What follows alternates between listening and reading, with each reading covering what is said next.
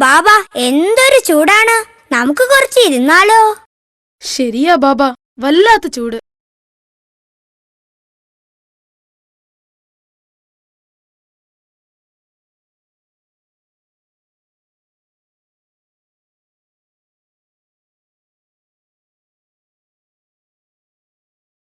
ഹോ, എന്തു വലിയ മരമാ അല്ലേ?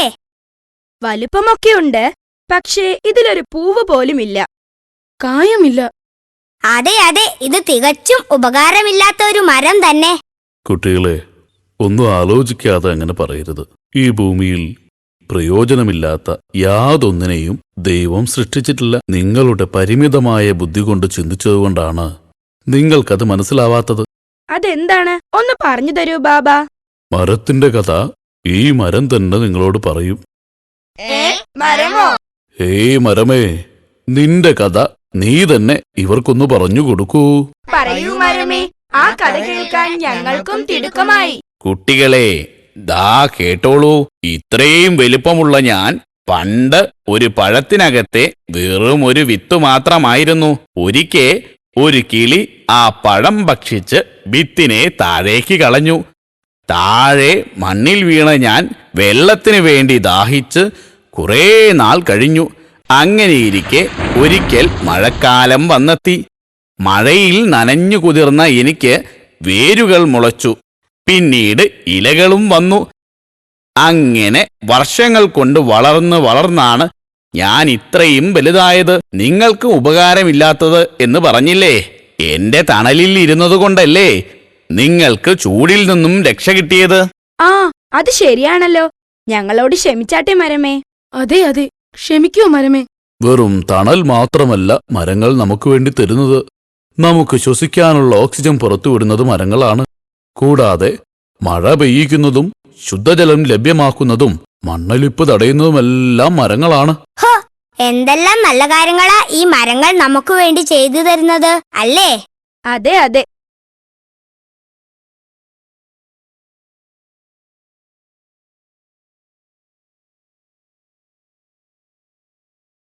ഹായ് ബാബ, ദാ നോക്കൂ, ഒരു കുരങ്ങു കളിക്കാരനും കുരങ്ങും. ആഹാ, നല്ല രസം.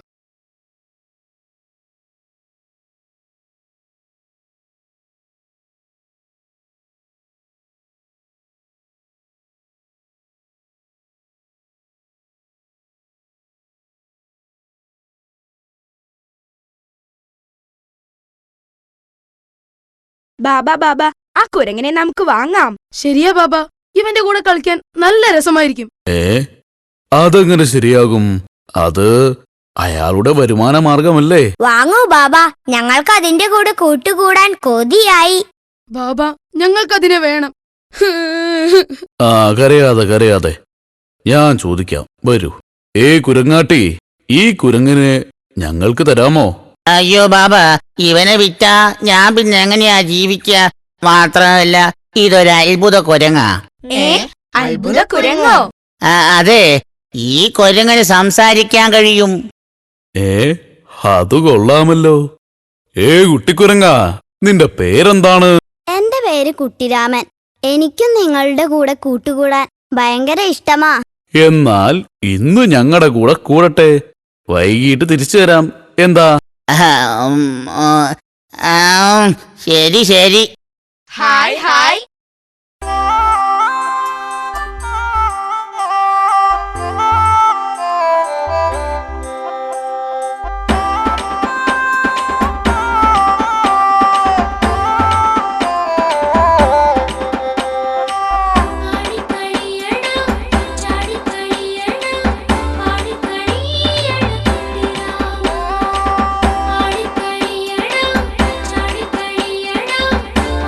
കളിയണം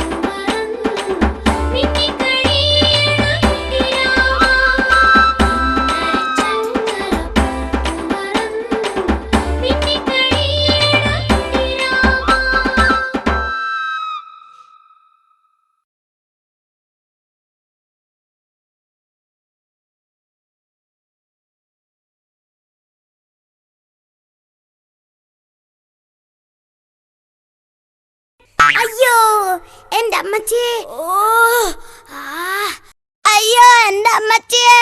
അയ്യോ അയ്യോ.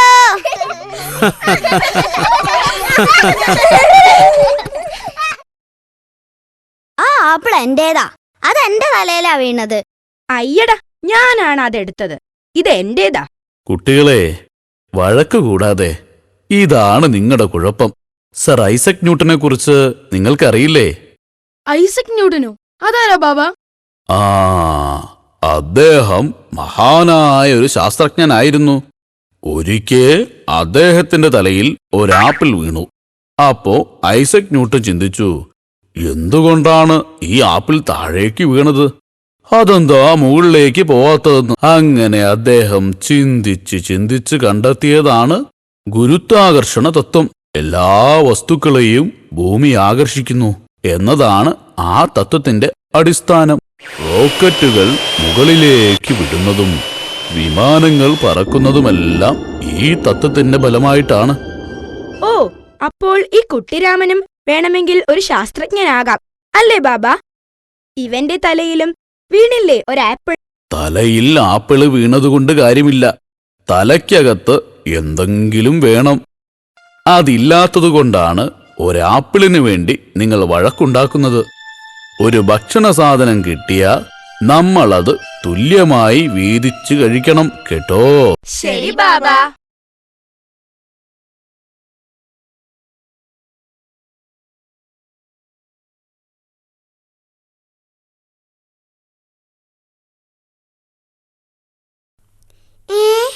ഒരു നായയല്ലേ അത്?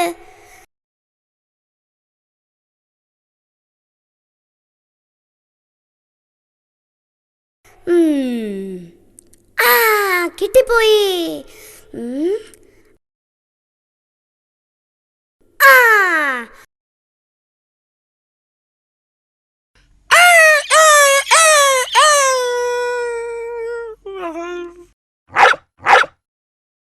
നിക്കടവിടെ, നിന്നെ ഞാൻ കാണിച്ചു തരാം. നിക്കടവിടെ. ഹോ, ഈ കുട്ടിരാമൻ നാളൊരു വീരൻ തന്നെ. ശരി, ആ പട്ടിയോടി ഓട്ടം കണ്ടില്ലേ? ദാ വരുന്നുണ്ട് നിങ്ങളുടെ വീരൻ. അയ്യോ അയ്യോ, രക്ഷിക്കണേ, എന്നെ പട്ടി ഓടിക്കാൻ വരുന്നേ. അയ്യോ രക്ഷിക്കണേ. പോ പട്ടി, പോടുന്ന് പോടാ പട്ടി.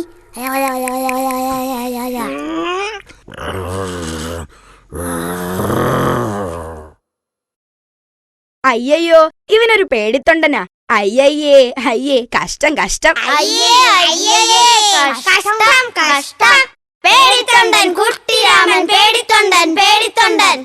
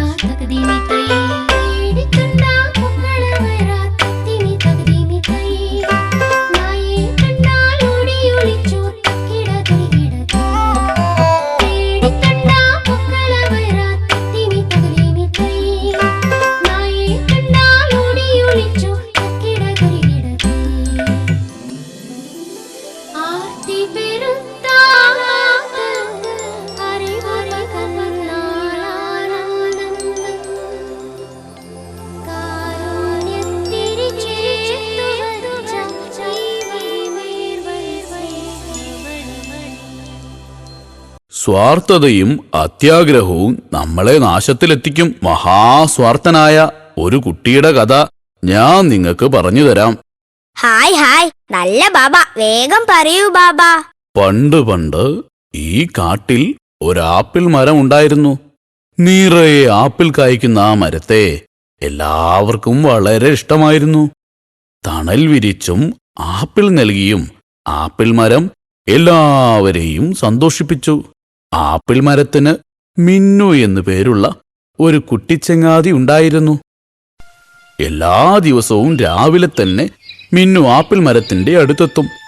ആപ്പിൾ മരം അവനെ പൊക്കിയെടുത്ത് കൊമ്പിലിരുത്തും. അവൻ അവിടെ ഇരുന്ന് വയറ് നിറയെ ആപ്പിൾ കഴിക്കും. അങ്ങനെ കുറേ കാലം കഴിഞ്ഞുപോയി. മിന്നു കുറെ കൂടെ വലിയ കുട്ടിയായി. എന്താ മിന്നു, നിന്റെ മുഖത്തൊരു വാട്ടം? നിനക്കെന്ത് പറ്റി? എന്തായാലും എന്നോട് പറയൂ, ഞാൻ പരിഹാരം ഉണ്ടാക്കി തരാം. ആപ്പിൾ മരമേ, എന്റെ കൂട്ടുകാരുടെ കയ്യിൽ നല്ല കളിപ്പാട്ടങ്ങളുണ്ട്. നിന്റെ ചുറ്റും ഓടിക്കളിച്ച് എനിക്ക് മടുത്തു. കുറച്ചു പണം കിട്ടിയിരുന്നെങ്കിൽ എനിക്കും കുറെ കളിപ്പാട്ടങ്ങൾ വാങ്ങാമായിരുന്നു. നീ എനിക്ക് കുറച്ചു പണം തന്നാട്ടെ. പണമോ? അത് ഞാൻ എങ്ങനെ തരും? പിന്നൊരു വഴിയുണ്ട്. നീ എന്റെ ആപ്പിൾ പഴങ്ങളെല്ലാം പറിച്ചെടുത്ത് ചന്തയിൽ കൊണ്ടുപോയി വിറ്റോളൂ. അപ്പൊ നിനക്ക് പണം കിട്ടും. ഒരുപാട് കളിപ്പാട്ടങ്ങളും വാങ്ങാം. എന്താ?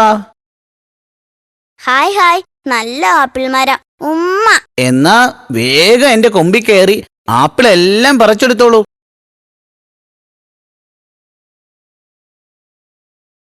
മിന്നു, നീ വേഗം കളിപ്പാട്ടങ്ങളുമായി വരണേ. നമുക്ക് ഇവിടെ ഇരുന്ന് കളിക്കാം. പിന്നെന്താ, ഞാൻ തീർച്ചയായിട്ടും വരും. ഇപ്പോൾ പോട്ടെ, ടാറ്റ.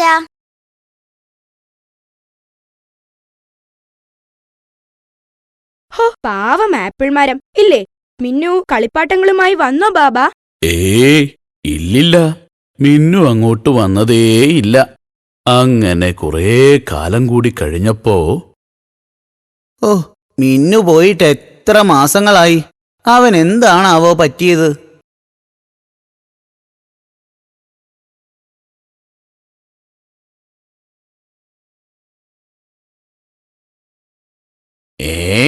എന്റെ മിന്നുവല്ലേ വരുന്നത്? ഇവൻ വലിയ കുട്ടിയായല്ലോ. മിന്നു, വേഗം വരൂ. നിന്നെ കണ്ടിട്ട് എത്ര നാളായി. ഇതുവരെ നീ എവിടെയായിരുന്നു? നീ എന്റെ ചുറ്റും ഓടിക്കളിച്ചാട്ടെ. താ, ഇഷ്ടം പോലെ ആപ്പിളും പറിച്ചു തിന്നോളൂ. ആപ്പിളൊന്നും ഞാനിപ്പൊ കഴിക്കാറില്ല. പിന്നെ നിനക്ക് ചുറ്റും കളിക്കാൻ ഞാൻ കൊച്ചുകുട്ടിയൊന്നുമല്ല. ഞാൻ വലുതായത് നീ കണ്ടില്ലേ? ശരിയാ, നീ വലിയ ആളായി. പിന്നെ നിനക്ക് എന്താണ് വേണ്ടത്? പിന്നെ എനിക്കൊരു വീട് വേണം. അതിന് നീ എന്നെ സഹായിക്കണം. അതിന് ഞാൻ എങ്ങനെയാ നിന്നെ സഹായിക്കുക? വീടുണ്ടാക്കാൻ മരം വേണം. നിന്റെ കുറെ കൊമ്പുകൾ എനിക്ക് തന്നാട്ടെ. അത് കിട്ടിയാ എനിക്ക് നല്ല വീടുണ്ടാക്കാം. അതിനെന്താ, നീ എന്റെ കൊമ്പുകളെല്ലാം മുറിച്ചെടുത്തോളൂ. അയ്യോ, അമ്മേ.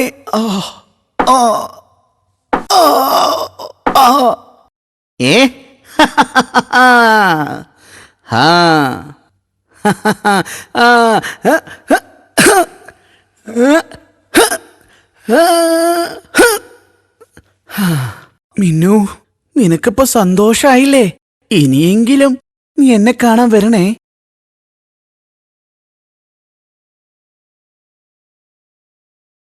കുറച്ചു കാലം കൂടി കഴിഞ്ഞപ്പോ ചൂടുകാലമായി. ഇലകളും കൊമ്പുകളും ഇല്ലാത്ത ആപ്പിൾ മരം ഉണങ്ങിത്തുടങ്ങി. എന്തൊരു ചൂട്! ചൂട് കാരണം എന്റെ തൊലിയെല്ലാം പൊടിഞ്ഞു തുടങ്ങി. മഴ കിട്ടിയില്ലെങ്കിൽ എന്റെ കഥ കഴിഞ്ഞത് തന്നെ. മിന്നുവല്ലേ വരുന്നത്? പാവം മിന്നു. അവൻ വെയില് കൊണ്ട് നടന്നു തളർന്നു കാണും. എനിക്കാണെങ്കി തണല് പോലുമില്ല. അവന് കൊടുക്കാൻ ആപ്പിളുമില്ല. മിന്നു, അവസാനം നീ എത്തിയല്ലേ? വെയിലിൽ നടന്നു നീ തളർന്നിരിക്കുന്നു. പക്ഷേ നിനക്ക് നൽകാൻ എന്റെ കയ്യിൽ ഒന്നുമില്ല. നീ എന്നോട് ക്ഷമിക്കൂ. ഞാനൊരു കാര്യം കൂടി ചോദിക്കാനാണ് നിന്റെ അടുത്തേക്ക് വന്നത്. ആപ്പിളുകളും ഇലകളും കൊമ്പുകളും ഒന്നും ഇല്ലാത്ത നിന്റെ ഈ തടി കൊണ്ട് എന്ത് പ്രയോജനമാണുള്ളത്? എനിക്കാണെങ്കിൽ ഒരു തോണി ഉണ്ടാക്കണം. അതുകൊണ്ട് നിന്റെ ഈ തടി എനിക്ക് തന്നാട്ടെ. ഓ, അതിനെന്താ? നിനക്കെന്തെങ്കിലും തരാൻ കഴിയാതെ ഞാൻ വിഷമിച്ച് നിൽക്കുകയായിരുന്നു. ഇതാ, വേഗം മുറിച്ചെടുത്തോളൂ.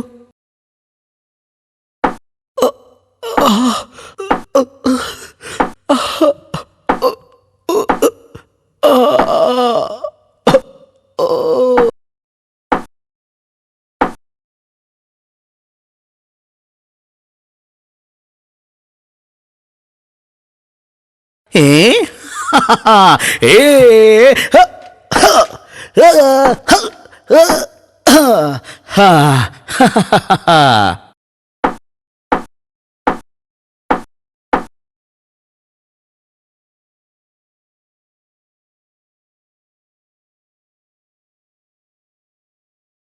പാവം ആപ്പിൾ മരം.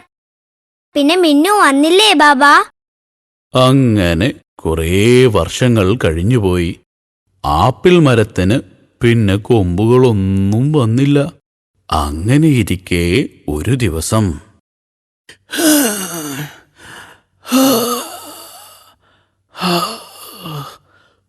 അയ്യോ, മിന്നുവോ? പാവം മിന്നു, അവനാകെ ക്ഷീണിച്ചല്ലോ. മിന്നു, മിന്നു, വരൂ, എന്റെ അടുത്തേക്ക് വരൂ. ഷോ, നിനക്ക് തരാൻ എന്റെ കയ്യിൽ ആപ്പിളുകളൊന്നുമില്ലല്ലോ. അതിന് ആപ്പിള് തിന്നാൻ എനിക്ക് പല്ലുകളില്ലല്ലോ. നിനക്ക് കേറിയിരിക്കാൻ എനിക്ക് കൊമ്പുകളുമില്ല. അതിന് എനിക്ക് മരത്തിൽ കയറാൻ കഴിയില്ലല്ലോ. നിനക്ക് വിശ്രമിക്കാൻ എനിക്ക് തണലുമില്ല മിന്നു. നിന്നോട് മാപ്പ് ചോദിക്കാനാണ് ഞാൻ വന്നത്. ആദ്യം നിന്റെ ആപ്പിളുകളെല്ലാം ഞാൻ കൊണ്ടുപോയി വിറ്റു. പിന്നെ നിന്റെ കൊമ്പുകളെല്ലാം ഞാൻ മുറിച്ചെടുത്തു. പിന്നീട് നിന്റെ തടിയും ഞാൻ മുറിച്ചെടുത്തു. ഞാൻ നിനക്ക് സ്നേഹം തിരിച്ചു തന്നില്ല. എന്നോട് ക്ഷമിക്കൂ ആപ്പിൾ മരമേ. എനിക്കിപ്പോ വേണ്ടത് കുറച്ച് സ്നേഹമാ. അത് നീ എനിക്ക് തരുന്നുണ്ടല്ലോ. അത് മതി, അത് മതി, അത് മതി.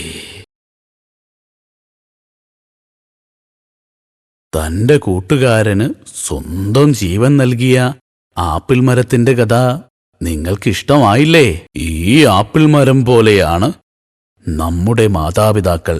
അവരെ നിങ്ങൾ സ്നേഹിക്കുക. റോംബസ് മീഡിയ ആൻഡ് ആനിമേഷനിൽ നിന്നും ഉടൻ വരുന്നു ബിംബ സർക്കസ്.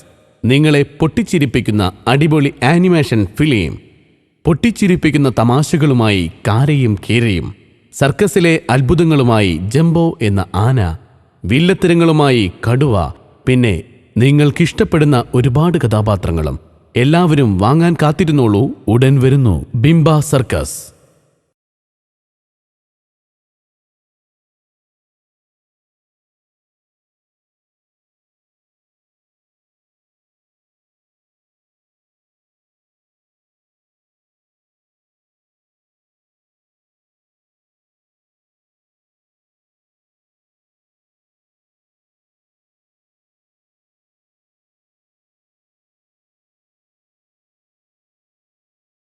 ബാബാ, ദാ ഒരു പാവം പശു. അതിന് ദാഹിച്ചിട്ട് കരയാന്ന് തോന്നുന്നു. നമുക്കതിന് കുറച്ച് വെള്ളം കൊടുക്കാം.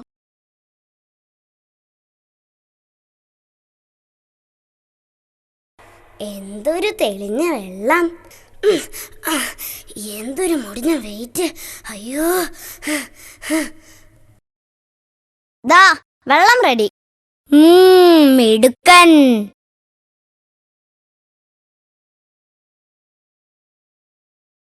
ഹോ, എന്തൊരു കനം, കഴുത്ത് വേദനിക്കുന്നു.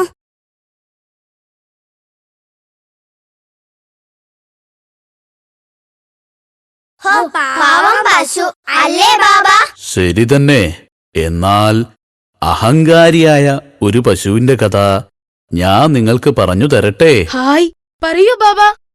വേഗം പറയൂ.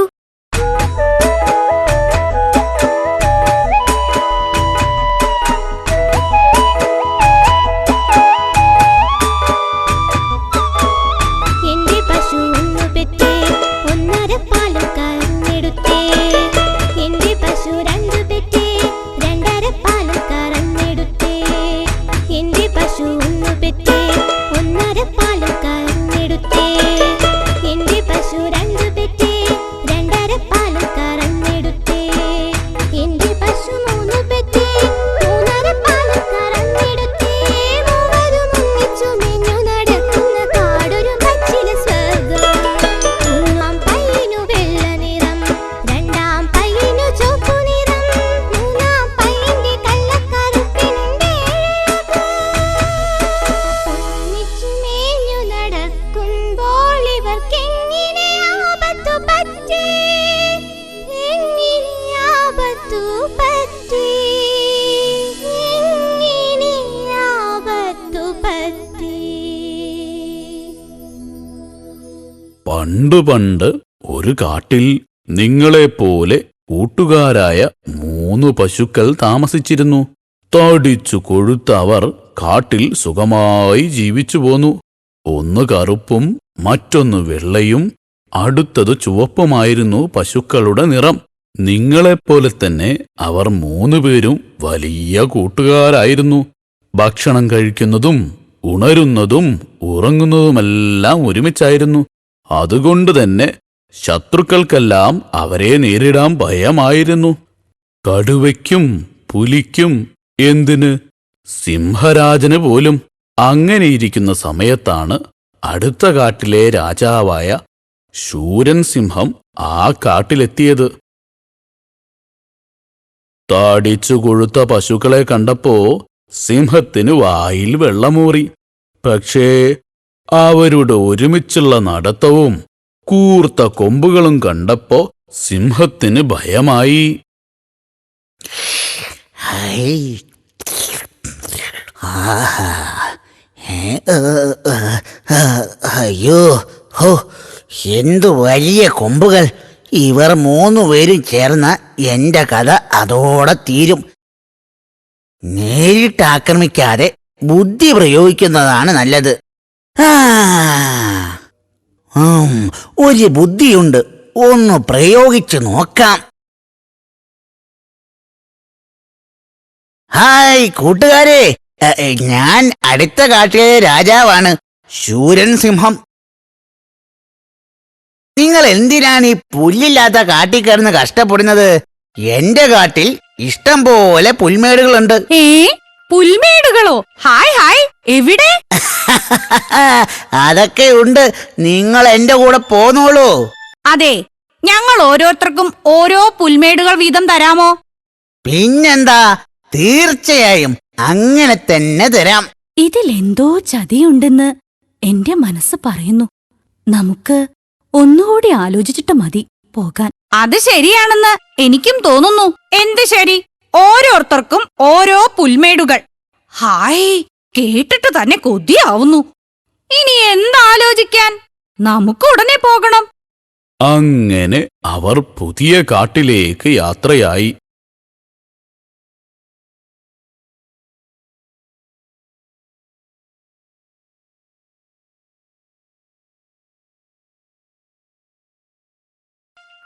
ഹായ്, നല്ല ഭംഗിയുള്ള മരങ്ങളല്ലേ?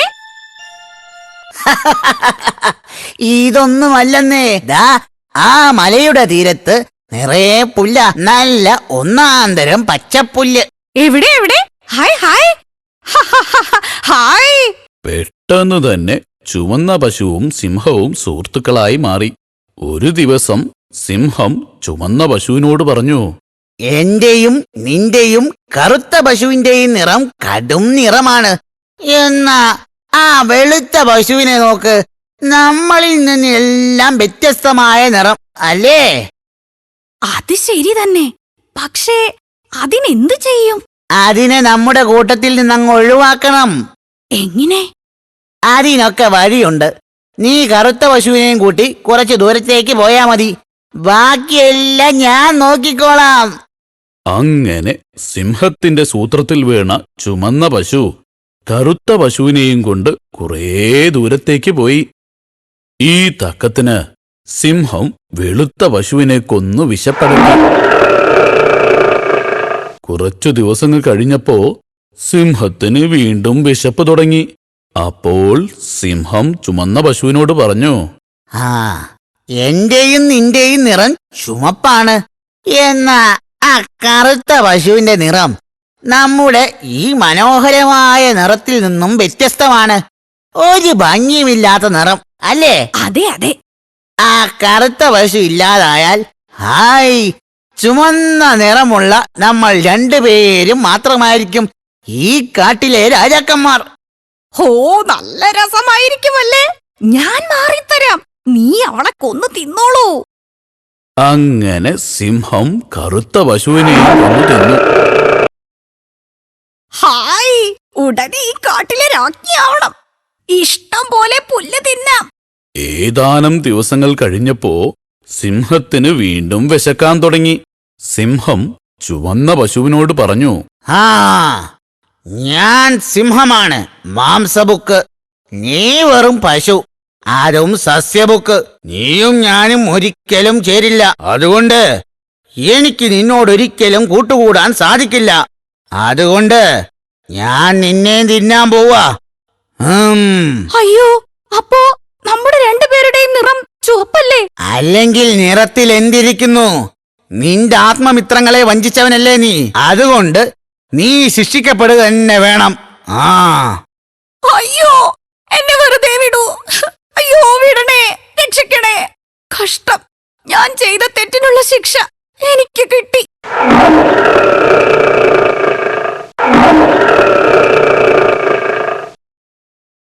പാവം പശു. ഒരു പാവവുമില്ല. കൂട്ടുകാരെ ചതിച്ച ആ പശുവിന് അതുതന്നെ വേണം. അത് ശരിയാ. കുട്ടികളെ, ചതിയന്മാരുടെ വാക്കുകളിൽ ഒരിക്കലും വീഴാതെ ശ്രദ്ധിക്കണം കേട്ടോ. ശരി ബാബാ.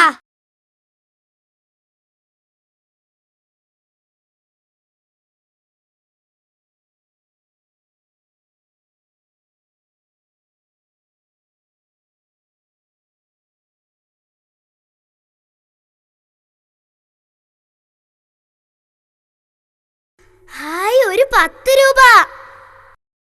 ഹായ്, ഇതാ ഒരു 10 രൂപ. നമുക്ക് കുറെ മിഠായി വാങ്ങാം. ശരിയാ കുട്ടിരാമ, വേഗം വാങ്ങിക്കൊണ്ടുപോവാ. മക്കളെ, ആ 10 രൂപ ആരുടെയോ കളഞ്ഞുപോയതാണ്. അത് നമുക്ക് അർഹതപ്പെട്ടതല്ല. അത് അതിന്റെ ഉടമസ്ഥന് തിരിച്ചേൽപ്പിക്കണം.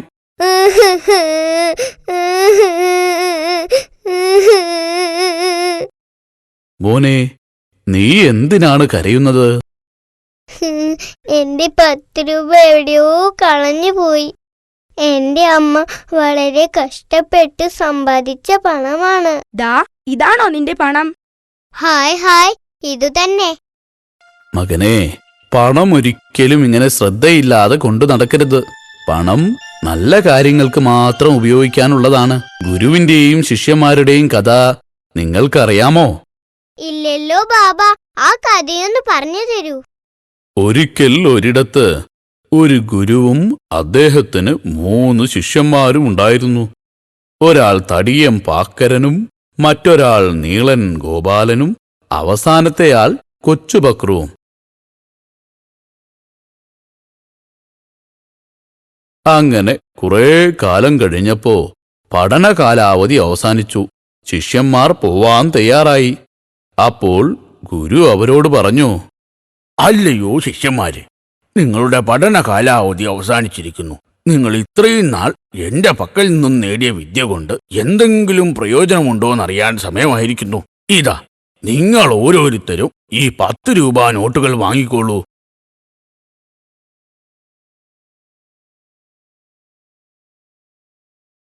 ഇതെന്തിനാ ഗുരുവേ, മിഠായി വാങ്ങിക്കാനാണോ?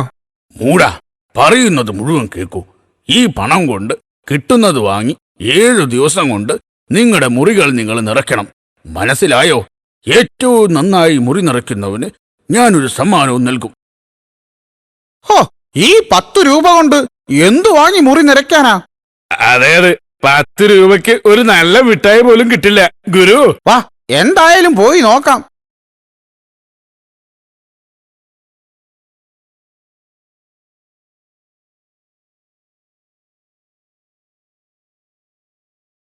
അങ്ങനെ 7 ദിവസങ്ങൾ കഴിഞ്ഞു. പാക്കര, നിന്റെ മുറി തന്നെയാകട്ടെ ആദ്യം. മുറി തുറന്നോളൂ.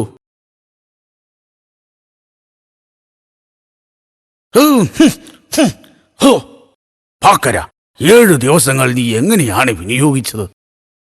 10 രൂപയ്ക്ക് കിട്ടാവുന്ന മാലിന്യങ്ങൾ വാങ്ങി ഞാൻ ഈ മുറിയിൽ നിറയ്ക്കുകയായിരുന്നു. ശരി ശരി, നാറ്റ സഹിക്കാൻ വയ്യ. ഇനി ഗോപാലൻ എന്താണാവോ നിറച്ചു വച്ചിരിക്കുന്നത്? ദാ നോക്കിയാട്ട ഗുരുവേ, 10 രൂപയ്ക്ക് കിട്ടാവുന്ന വൈക്കോൽ വാങ്ങി നിറച്ചതാ. ഹോ, ഓ, മേലെല്ലാം ചൊറിയുന്നു. കഷ്ടം കഷ്ടം. ഇനി കൊച്ചു ബക്രുവിന്റെ മുറിയാകട്ടെ. നമസ്കാരം ഗുരുവേ. ദാ നോക്കിയാലും.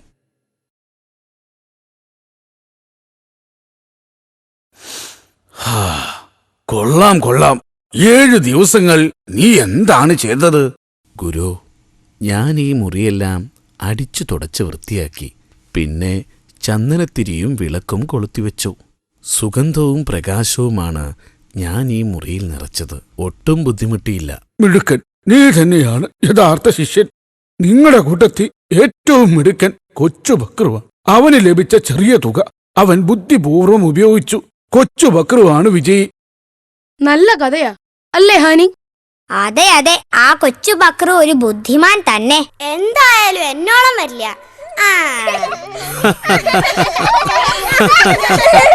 നീയാണെങ്കിൽ ആ 10 രൂപ കൊണ്ട് എന്തു ചെയ്യുമായിരുന്നു? ഞാൻ ആ മാഹാളി തേനീച്ചയുടെ കൂട് കൊണ്ടുവന്ന് മുറിയിൽ വെക്കും. അപ്പോൾ തേനീച്ചകൾ വന്ന് മുറിയിൽ നിറയും. അതെ അതെ, ആ തേനീച്ചകളുടെ കുത്തു കിട്ടുമ്പോഴും നല്ല രസമായിരിക്കും. അയ്യോ,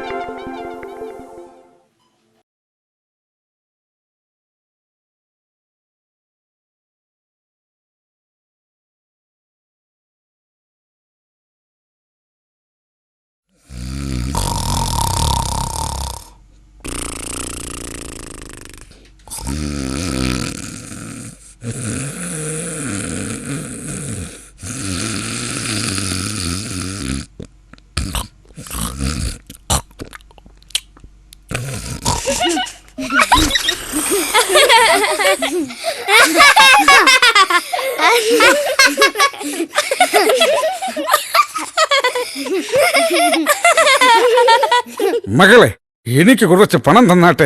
ഞാനൊന്നും കഴിച്ചിട്ടില്ല. ചേട്ടൻ പണിക്കൊന്നും പോവാറില്ലേ? നല്ല ആരോഗ്യമുണ്ടല്ലോ. ഓഹോ, പണിക്ക് പോവാനൊന്നും എനിക്ക് സാധിക്കില്ല. എനിക്ക് എല്ലാ ദിവസവും മടിയാ. മടിയോ? മകനെ, അധ്വാനിച്ചു വേണം പണമുണ്ടാക്കാൻ. ആ പണം ഉപയോഗിച്ച് ഭക്ഷണമുണ്ടാക്കണം. അതിനേ രുചിയുണ്ടാകൂ. മടിയന്മാർക്ക് പറ്റിയ അമളി നിനക്കറിയാമോ? എന്തമളിയാ ബാബാ, ഒന്ന് പറഞ്ഞു തന്നാട്ടെ. ഒരിടത്ത് ഒരു വൃദ്ധനായ കൃഷിക്കാരനും അദ്ദേഹത്തിന്റെ മടിയന്മാരായ 3 മക്കളും താമസിച്ചിരുന്നു. വൃദ്ധൻ കൃഷി ചെയ്ത് സമ്പാദിച്ച പണം കൊണ്ട് മക്കൾ 3 പേരും സുഖമായി തിന്നും ഉറങ്ങിയും ജീവിച്ചു പോന്നു. അതുകൊണ്ട് തന്നെ ഒരു പണിയും ചെയ്യാൻ അവർക്കറിയില്ലായിരുന്നു. വൃദ്ധൻ എത്ര നിർബന്ധിച്ചിട്ടും അവരെല്ലാം മടിപിടിച്ച് വീട്ടിലിരിക്കും. അങ്ങനെയിരിക്കെ വൃദ്ധൻ രോഗശയ്യയിലായി. മക്കളെ, ഞാൻ മരിക്കാറായി. നിങ്ങൾക്കാണെങ്കിൽ തൊഴിലൊന്നും അറിയില്ല. അതുകൊണ്ട് നിങ്ങൾക്കിനി ജീവിക്കാൻ വല്ലാത്ത ബുദ്ധിമുട്ടായിരിക്കും. അതിനാൽ നിങ്ങൾക്ക് യാതൊരു ബുദ്ധിമുട്ടും കൂടാതെ ജീവിക്കാൻ കഴിയുന്ന ഒരു നിധിയുടെ കാര്യം അറിയിക്കാനാണ് ഞാൻ നിങ്ങളെ വിളിപ്പിച്ചത്. നിധിയോ? എവിടെ? ഹായ് ഹായ്, വേഗം പറയൂ അച്ഛാ. ധൃതി കൂട്ടാതെ മക്കളെ. കള്ളന്മാര് കൊണ്ടുപോവാതെ പറമ്പിലെ ഒരു തെങ്ങിൻ ചുവട്ടിലാണ് ഞാനത് കുഴിച്ചിട്ടിരിക്കുന്നത്. പറമ്പിൽ 100 കണക്കിന് തെങ്ങുകളുണ്ട്. അതിലേത് തെങ്ങിന്റെ ചുവട്ടിലാണ് അച്ഛാ? അത് ഞാൻ മറന്നുപോയി. നിങ്ങള് 3 പേരില്ലേ? വേഗം പോയി കിളച്ച് കണ്ടെത്തിക്കോളൂ. എന്നാ ശരി, അതുടനെ കണ്ടെത്തണം.